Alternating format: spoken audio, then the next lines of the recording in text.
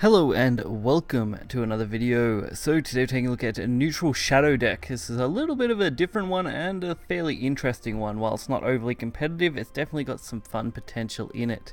So of course you're running a full neutral package. There is no need to run Alice in this particular variant just because you are more reliant on Demon Lords and Caterpillars, which just have a little bit better value due to the fact that they're giving you +1 health. Well, at least the Caterpillar is, and obviously Demon Lord has his own advantages. Other than that, triple Goblin Princess, because they're just crazy good value in a neutral deck. You're getting 4 followers for 1. Hector's running a couple, nice little bit of burn damage, also act as a nice ward. You've got your draw power, your recyclable carrots. I'm running triple Angel of Word to deal with other aggro matchups and just to ping off some damage here and there. You can run Desmord, which is an effective heal for this deck. Otherwise, in Impartial Strengths, the owl guy, he's awesome. Being a 5/5 on 4 is always a good curve, and everything else is just your standard package. Actress, nice boost. Zombie Party swarms the board before your turn for Demon Lord, which is really effective. And Goblin is a nice way to do a little bit of removal, especially against other neutral cards, which coming up against Dragon and stuff might be handy. So we'll take a look at a couple of games and check it out. So this deck, while not being overly competitive, definitely has some of its own strengths. The neutral package makes it fairly inexpensive, while at the same time giving you some decent games. Haven's always an interesting matchup. The amount of banish and clears can make it a little bit difficult, but swarming the board with this deck also isn't too hard either. This obviously isn't going to beat out things like Mid Shadow or maybe even Nep Shadow for how competitive it'll be, but if you're looking for something different or you just need to complete Shadow dailies, this is definitely a deck for that. So starting off with a heap of early drops, which is pretty common with this deck, you're pretty much always going to have a decent curve when running this deck, being able to go into those 2 and then 3s as a follow-up. But you can pretty easily tell when you're not going to win a match with this deck. If your early game is weak, normally it's going to be hard to come back from. So they do sack the Snow White, which is good. Wasting the Snow White's Evolve on that is a really good advantage to have. And throwing out Gourmet Emperors when you can to get those recyclable carrots is just good value. Plus with the whole neutral package, Hector is just a good amount of value for its card with a 4 ward and a solid 3 damage burn. So throwing out both, why not? Could have thrown out a carrot and an actress, but I feel like you really want to get a little more value out of the actress when you play her. Plus, this carrots are just great. A little bit of nightmare fuel, but they're great.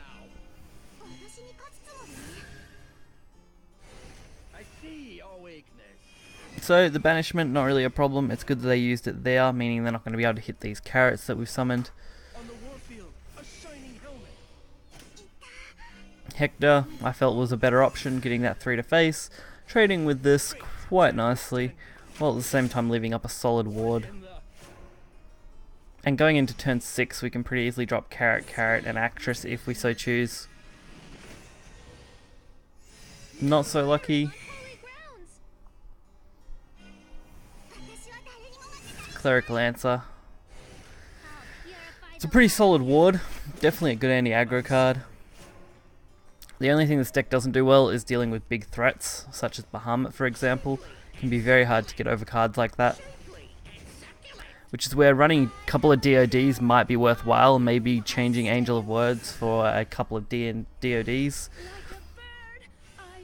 But this deck isn't designed to be the best, it's just designed to be good.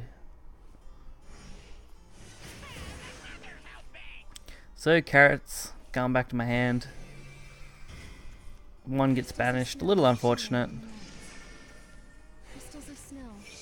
But double Snow Whites on the board.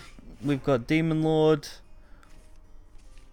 We've got plenty of neutrals to clog up this board. And because all of the opponent's followers are all 1 damage, it's going to be hard to use them all to clear. Although trading in the double Snow Whites and then trading with the board would be the most effective way to deal with it. And of course they have the other black, and they do choose to get rid of my draw though instead of the carrot, which I guess is one way to do it. I probably would have targeted the carrot just so that it can't be resummoned over and over again for infinite value. But we do decide to go with the Demon Lord, setting up for our next Demon Lord if we need it. Demon Lord plus carrot plus its effect will be really good. So we do see the Monk of Purification, a couple of trades. They want to get rid of this, I guess. Can't leave something so big on the board. But they are down to only 3 cards in their hand, so we do have a hand advantage. And their board is going to be reasonably empty at this after the next turn. So they get to deal that damage quite nicely. I should have played the carrot first, just because I could use it as a trade. Would have been much better than doing what I'm doing now. It was a slight misplay, but yeah, not everyone is perfect. Was I helpful to you? Being able to use that carrot would have been, I guess it would have helped, but we would have probably been left in a very similar spot anyway. With that 4 just having more health, less health, sorry. Whenever you're thirsty. So they did decide to go for a complete clear here, which I found a little interesting. It leaves us plenty of room just to play out what we want here. Set up a nice ward, block any kind of storm damage, which is a little unlikely, and leave us with a lot of potential. So they must be really digging for cards now.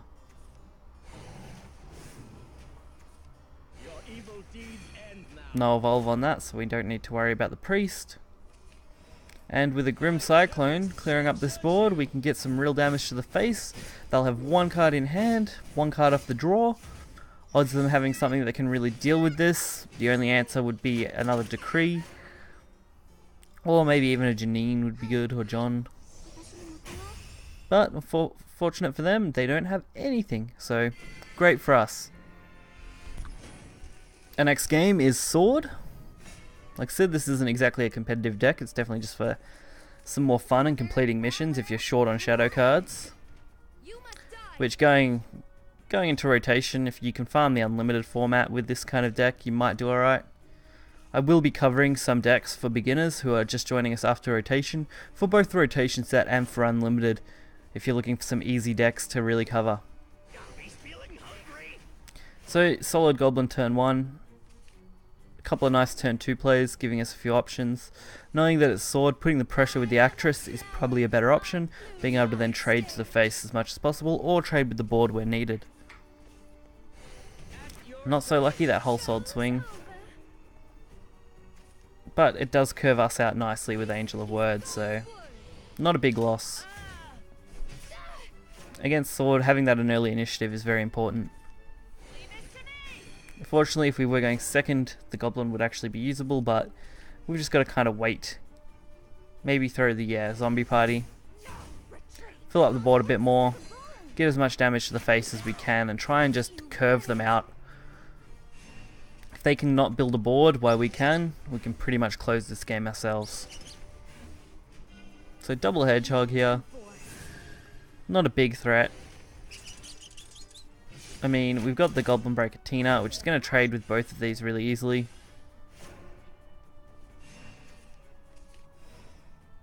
Or, even better, Caterpillar. Being able to boost them so that we don't lose our board.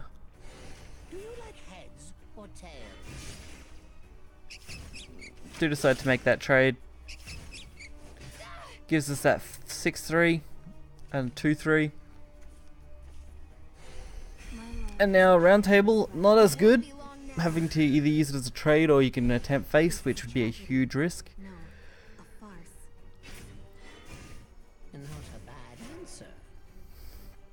And then for me, it's pretty straightforward. I mean, I've got Goblin Princess, I have my own Goblin.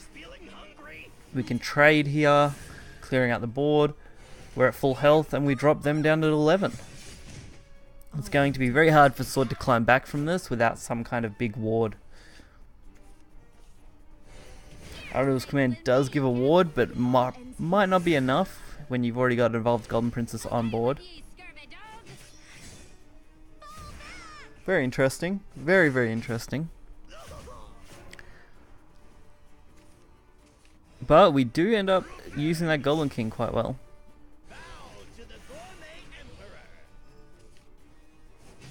So we can do what we like pretty much. Go face, put him to 9, force him to trade into this sword anyway.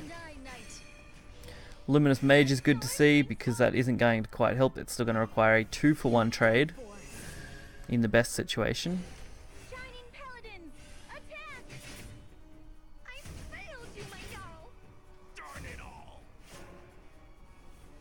For us to get another 4 damage, which with Demon Lord is more than enough to really close out this game, leaving them with just 1 health, while at the same time clearing them out. And luckily Sword doesn't really have any big AoE moves, so no real way to recover from that play. And our last matchup is a very quick one, another Sword matchup. For some reason Sword was popular making this video.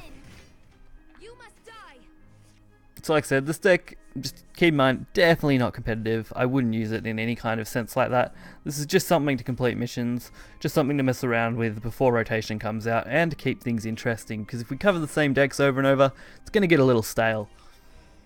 So we're going to try and keep that variation coming.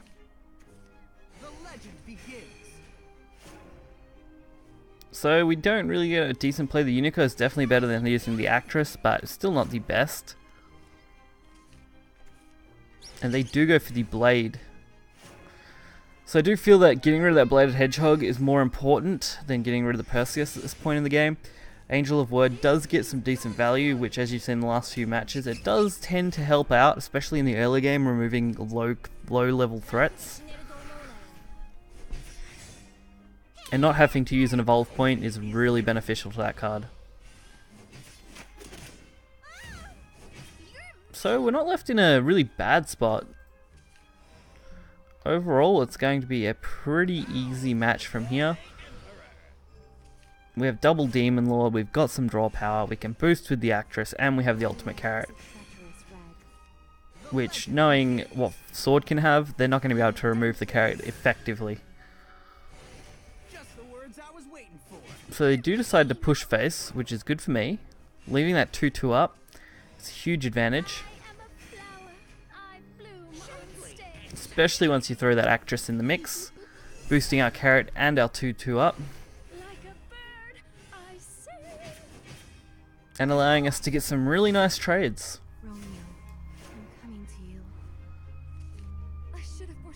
And obviously Sword couldn't handle that, so that's going to close out that match. So I hope you guys enjoyed this video. If you did, you can find the deck list in the description below. We're going to try and keep things interesting while also covering some of the more popular decks still as the month goes on. And once we do get to rotation, as I said, we will start covering both rotation and unlimited formats. We'll look at some budget stuff. We'll also cover the meta and all those sorts of things. It's going to be very busy after that, so keep an eye on the channel. If you haven't already, subscribe and hit the like button, and I'll catch you guys next time. See ya.